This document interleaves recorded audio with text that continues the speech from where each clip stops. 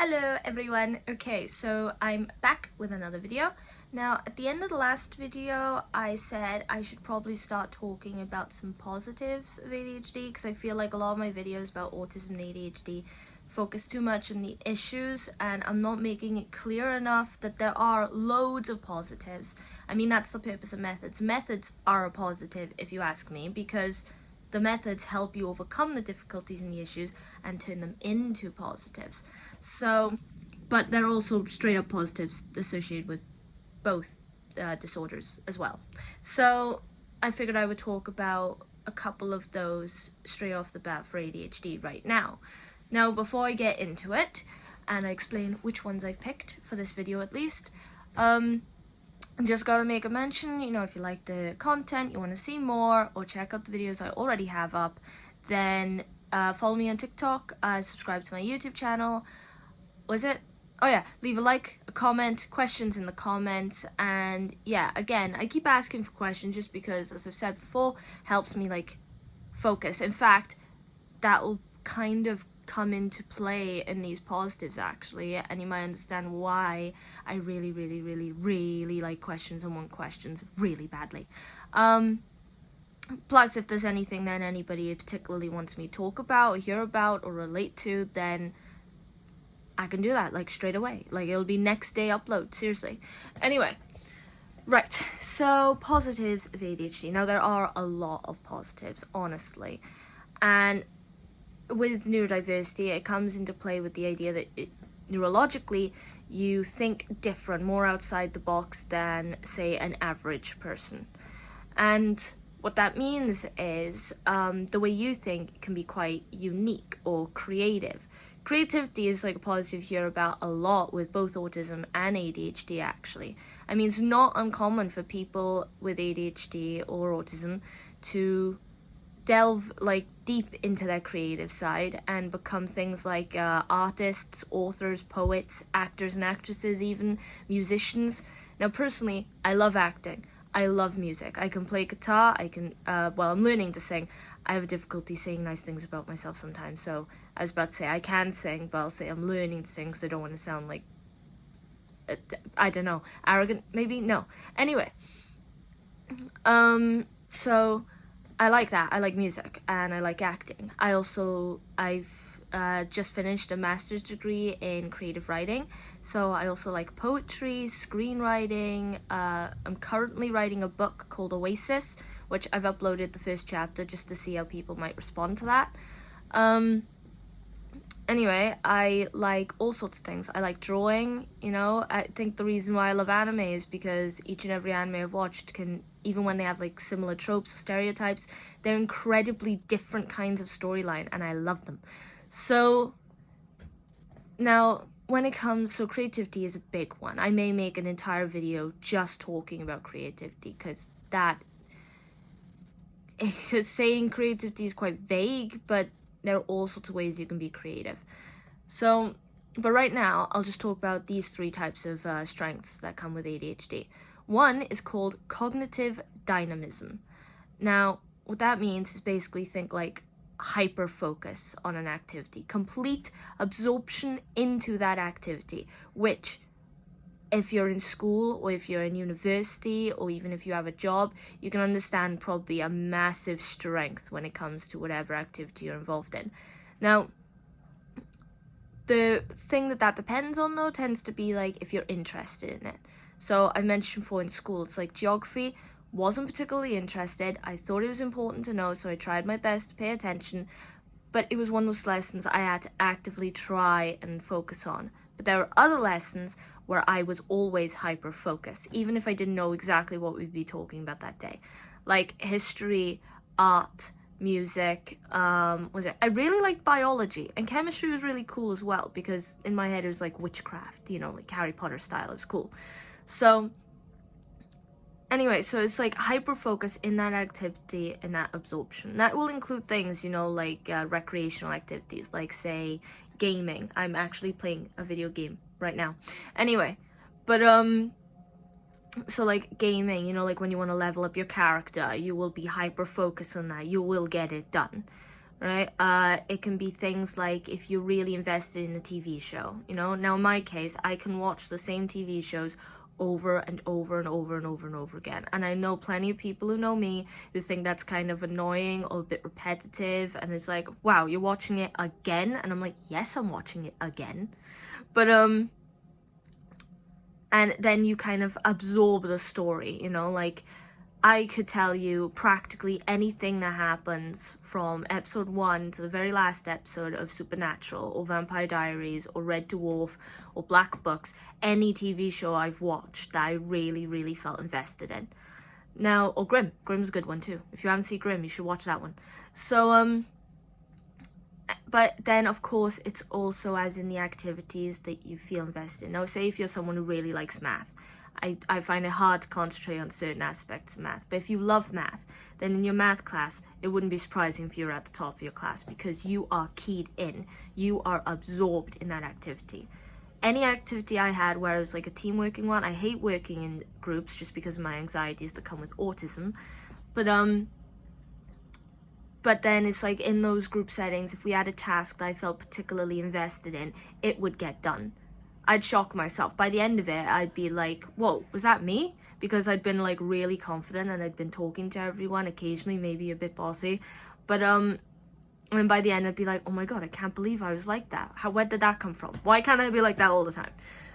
But, so yeah, that's what cognitive dynamism is. It's absolute absorption in activity. So you can understand if you're in any situation where there is that kind of activity you need to get done and you're invested in, if you're like that person who's like hyper focused, get it done, like I am when I'm writing during my master's course, when I had to write a screenplay for a short movie, I was invested. It was done in no time. And then I was like, oh great, what do I do now? And it was just fine tuning. But so you can understand then if your job if you have a job you enjoy especially, and every task you're given is something you're invested in, trust me, you're going to be like a freight train of productivity, which is amazing for any kind of job. Now, I suppose then the gist is if you have ADHD autism, you really want to find a job that you enjoy or one that you can cope with. And if you do, or you can get invested in, you do, you'll be happy, trust me. So, anyway. Now, the second one, which was one I just thought would be quite interesting to talk about, is courage. Now, I did not know courage was a strength of ADHD. It never occurred to me throughout my life. But the more I thought about it, I was like, actually, I can see, yeah, how. Because what it means by courage is things like spontaneity.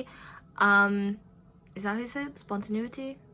Being spontaneous? Anyway, and adventurousness. Now, I can definitely attest for myself that I love to be adventurous. I do have anxieties that get in the way sometimes. That's part of the conflict with ADHD and autism, because sometimes people with ADHD can be like social butterflies, you know? They're just like so friendly or so sensitive or so outgoing that perhaps people wouldn't think there was anything that they found difficult. But in autism, it's very likely or very, very common to have extreme anxiety. In my case, I'm a bit of both.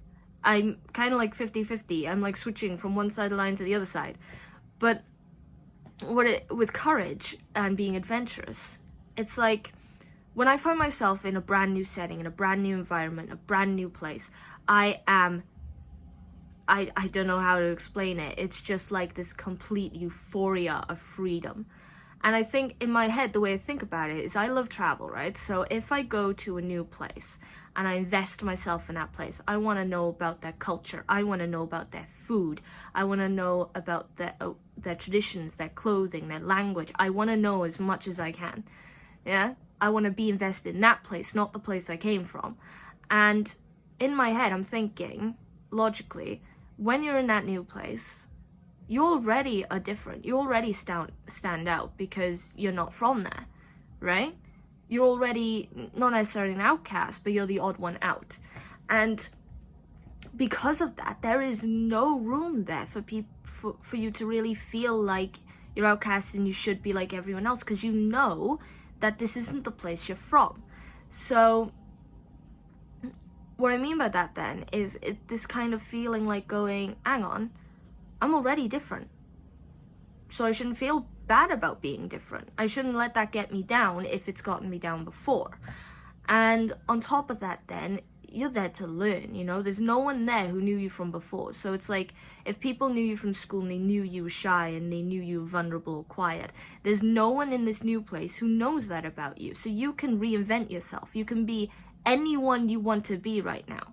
It's like you could, if you manage to put up that front of being this confident social butterfly, is all over the place, a bit eccentric, a bit fun, then there's no one to think otherwise.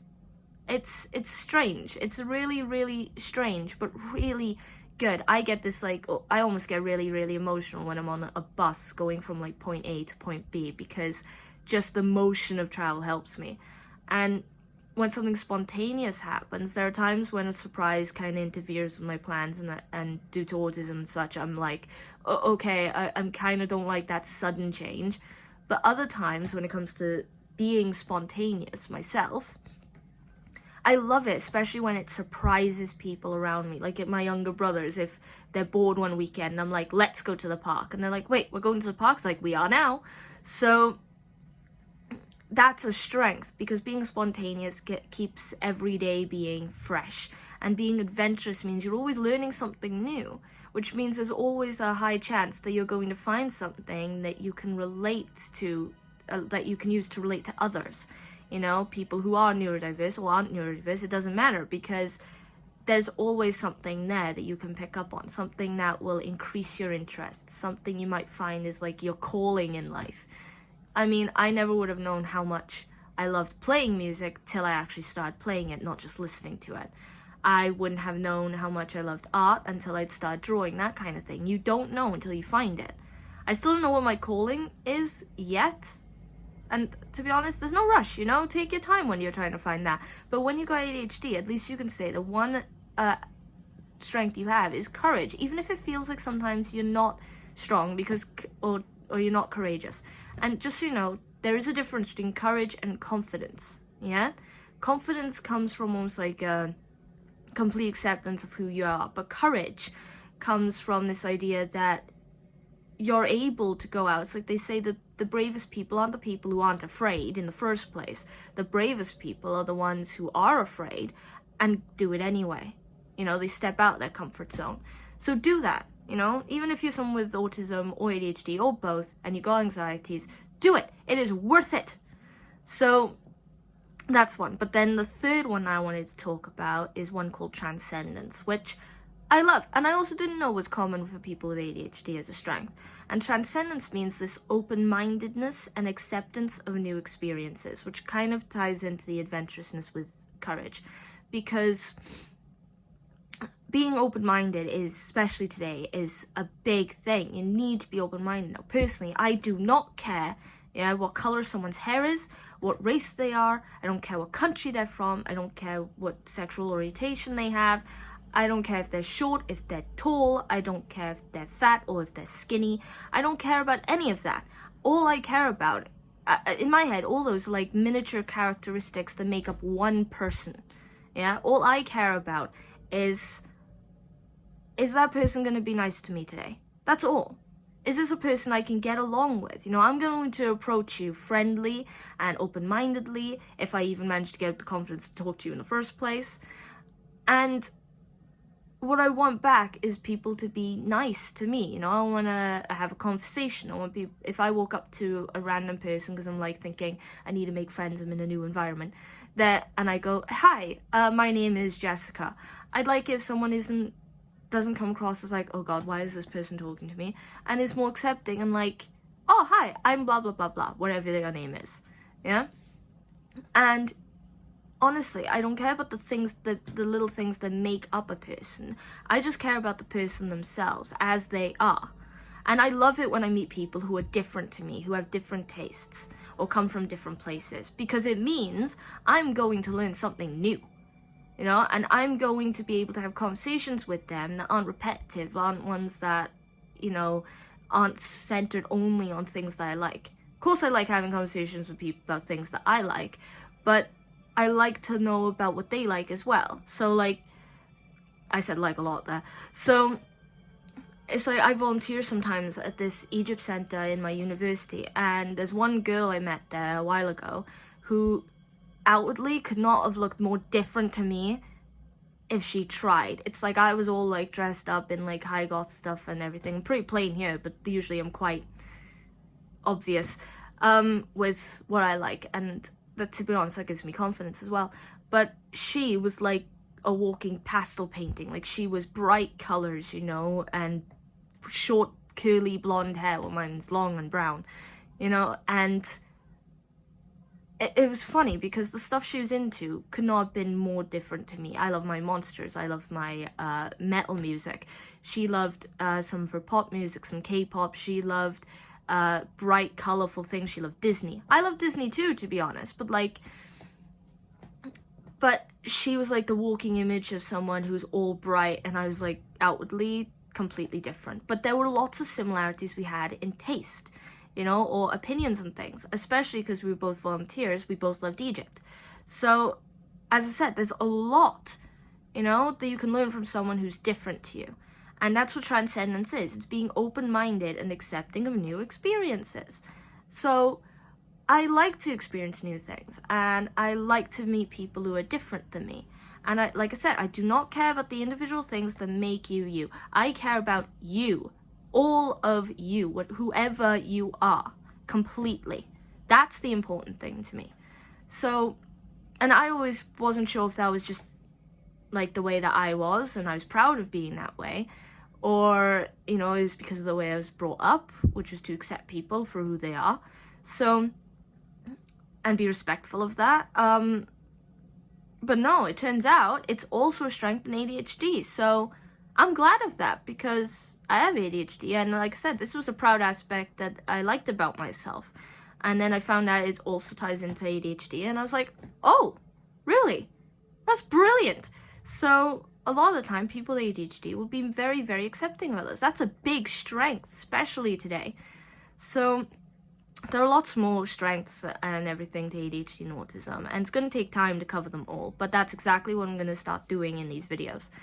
Now, next video, I was thinking about taking another 3 strengths of ADHD and discussing them.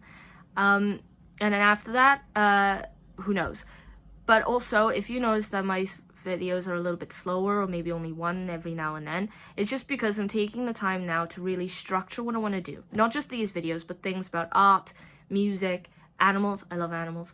Book. I want to upload those chapters, see if people like them. So if you're interested in any of that, you know, check out my profile. It just gives a sort of taste of where the kind of stuff I like doing. Jokes as well. I like jokes. So, and stay tuned for that, you know, so then you'll see that, you'll enjoy it, and yeah, so last mention, if you like what you see, if you want to see more, then follow me on TikTok, subscribe to the YouTube channel, leave a like, comment, questions, and I'll see you next time. See ya.